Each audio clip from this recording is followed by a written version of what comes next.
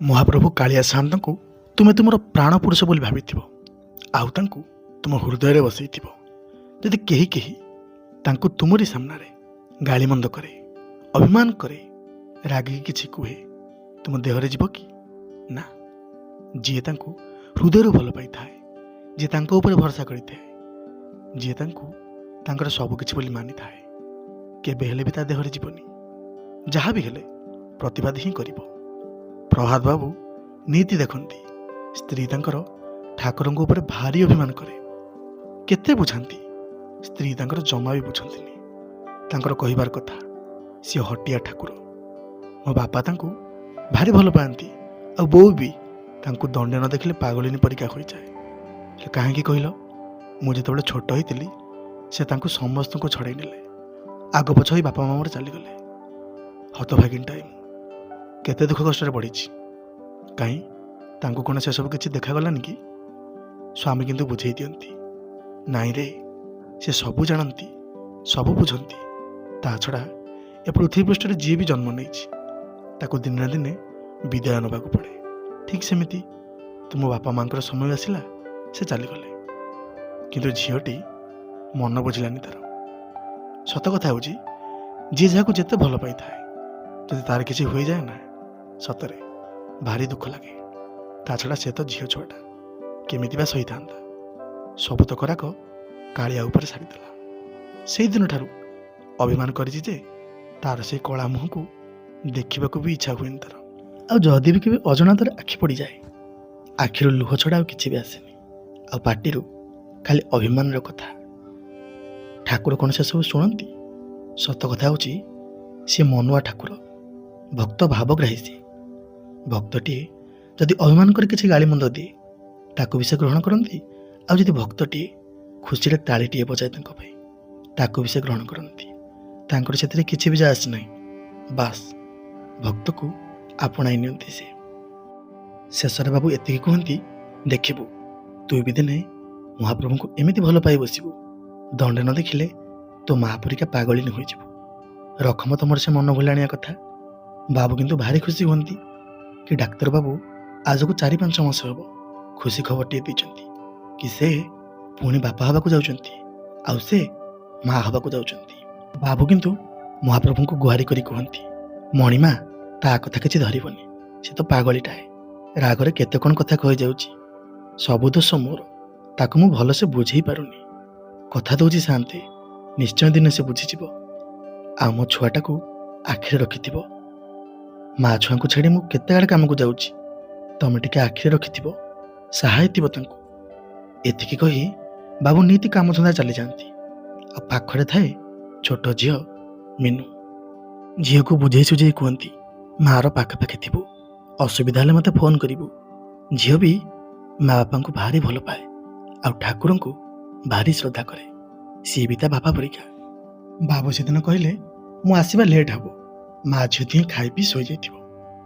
ଏତକ କହି କାମରେ ବାହାରିଗଲେ ସେ ମହାପ୍ରଭୁଙ୍କୁ ଜିମା ଦେଇକି। ନିଜର କର୍ମକ୍ଷେତ୍ରରେ ପହଞ୍ଚି କାମ ତଦାରଖ କରୁଥାନ୍ତି। ଧୀରେ ଧୀରେ ସମୟ ବି ଗଡ଼ି ଚାଲିଥାଏ। ମଝିରେ ମଝିରେ ଘରକୁ ଫୋନ୍ ବି କରୁଥାନ୍ତି।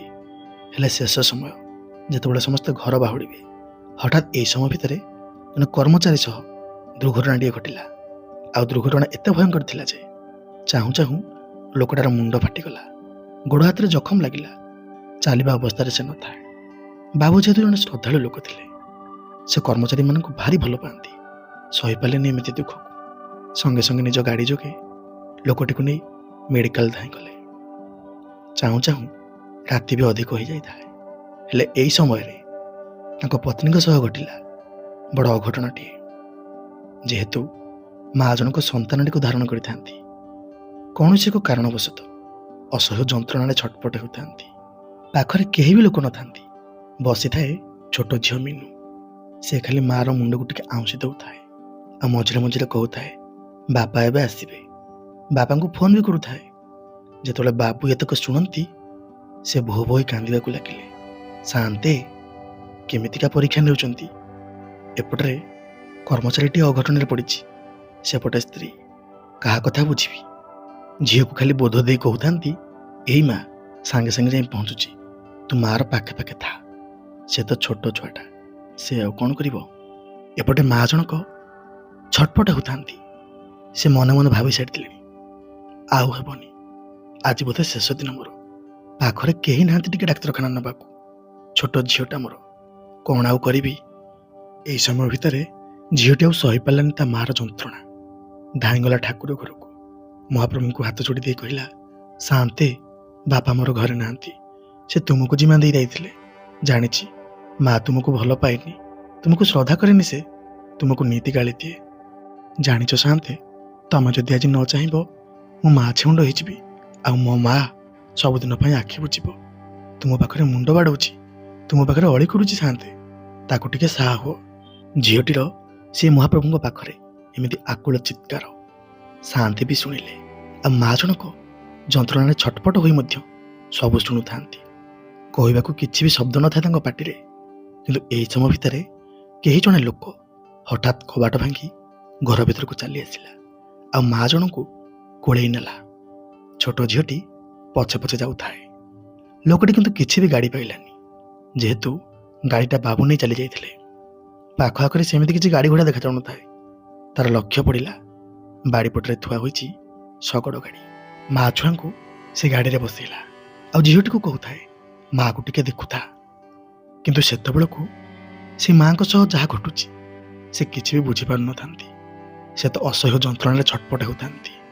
ଲୋକଟାର ମୁହଁ ଦେଖିବାକୁ ଚାହିଁଲେ ମଧ୍ୟ ଦେଖିପାରୁନଥାନ୍ତି। କିନ୍ତୁ ଲୋକଟା ଏତେ ଶୀଘ୍ର ନେଇ ମେଡ଼ିକାଲରେ ପହଞ୍ଚାଇ ଦେବ, ସ୍ୱପ୍ନରେ ସୁଦ୍ଧା କେହି ଭାବିନଥିବେ। ଡାକ୍ତର ଆଉ ନର୍ସମାନେ ମଧ୍ୟ ଆଶ୍ଚର୍ଯ୍ୟ ହୋଇଗଲେ। ଆରେ, ଏତେ ରାତିରେ ଲୋକଟାଏ ପୁଣି ଶଗଡ଼ ଗାଡ଼ିରେ ଧରିକି ଆସିଛି ମା ଛୁଆଙ୍କୁ। ଲୋକଟି କହୁଥାଏ, ଗାଡ଼ି ଘୋଡ଼ା କିଛି ବି ପାଇଲେନି। ତା ଛଡ଼ା ରାତି ଅଧିକ ଯୋଗୁଁ ଗାଡ଼ି ଘୋଡ଼ା ବି ବନ୍ଦ ହେଇଯାଇଛି। ମା ଜଣକ ଯନ୍ତ୍ରଣାରେ ଛଟପଟ ହେଉଥାନ୍ତି।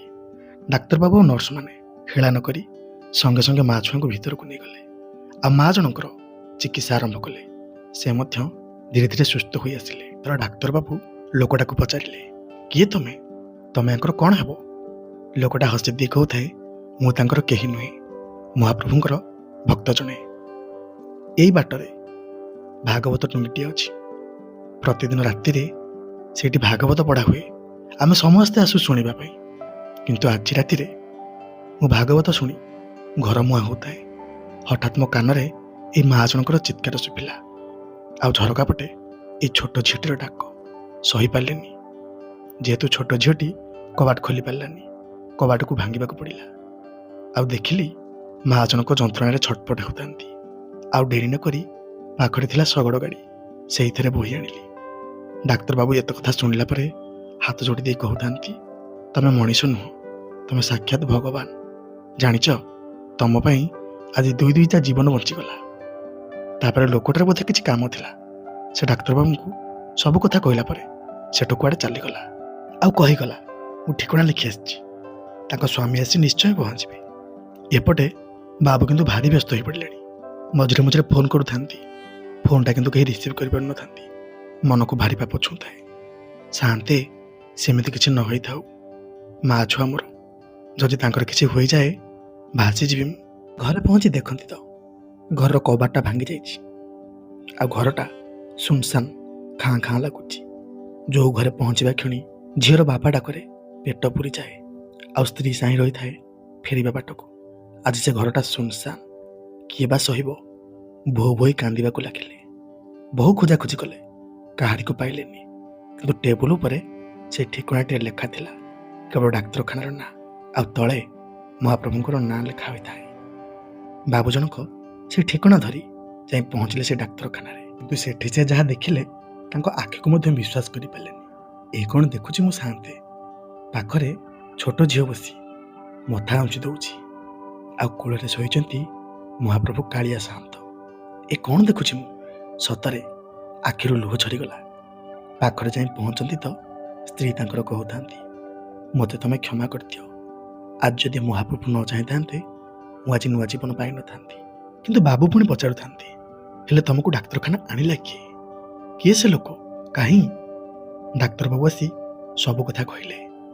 ଏତକ ଶୁଣି ସାରିଲା ପରେ ବୋହୁ ବୋହି କାନ୍ଦୁଥାନ୍ତି ବାବୁ।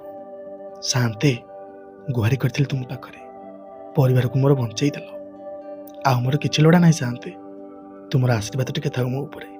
ଏପଟେ ସ୍ତ୍ରୀ ତାଙ୍କର କାନ୍ଦି ବୋବେଇ କହୁଥାନ୍ତି, କେତେ ଅଭିମାନ କରିଛି ସେ ଠାକୁରଙ୍କ ଉପରେ, କେତେ ଗାଳି ଦେଇଛି, ତାଙ୍କ କଳା ମୁହଁକୁ କେବେ ବି ଚାହିଁନି। କ୍ଷମା କରିଦେବ ମୋତେ। ସେ ନ ଆସିଲେ ନାହିଁ, ସେ ତାଙ୍କ ଭକ୍ତଙ୍କୁ ପଠାଇଥିଲେ ମୋତେ ସାହାଯ୍ୟ କରିବା ପାଇଁ। ସତରେ ସାଆନ୍ତେ, ତୁମେ ପରମ ଦୟାଳୁ। ଏଥର ବାବୁ ଜଣକ ଲୁହ ପୋଛି ଦେଇ କହୁଥାନ୍ତି, ମୁଁ ତୁମକୁ କ'ଣ କହିଥିଲି? ଏମିତି ଏକ ସମୟ ଆସିବ, ତମେ ତାଙ୍କୁ ଏତେ ଭଲ ପାଇବ ଯେ ନିଜକୁ ପାଗଳି ପରିକା ମନେ କରିବ। ଦେଖୁଛ ତ, ସାଆନ୍ତେ ଶୋଇଛନ୍ତି ତୁମ କୋଳରେ। ଏତେବେଳକୁ ଛୋଟ ଝିଅ, ବାପା ଆଉ ଡାକ୍ତର ବାବୁ ସମସ୍ତେ ଚାହିଁ ରହିଥାନ୍ତି ମା କୋଳରେ ଶୋଇଥିବା ସେ ମହାପ୍ରଭୁ କାଳିଆ ସାଆନ୍ତଙ୍କର ଦିବ୍ୟ ମୂର୍ତ୍ତିକୁ। ନମସ୍କାର। ଯଦି ଭିଡ଼ିଓଟି ଆପଣମାନଙ୍କୁ ଭଲ ଲାଗିଥାଏ ଜଣାଇବେ ନିଶ୍ଚୟ। ମହାପ୍ରଭୁ କାଳିଆ ସାଆନ୍ତଙ୍କ କୃପାରୁ ସମସ୍ତେ ଭଲରେ ଥାନ୍ତୁ, ସମସ୍ତେ ଖୁସିରେ ଥାନ୍ତୁ। ପୁଣି ଦେଖା ହେବ ନୂଆ କାହାଣୀ, ନୂଆ ଅନୁଭୂତି ଆଉ ମହାପ୍ରଭୁଙ୍କର ଦିବ୍ୟ ଲୀଳାକୁ ନେଇ। ଜୟ ଶ୍ରୀ ଜଗନ୍ନାଥ।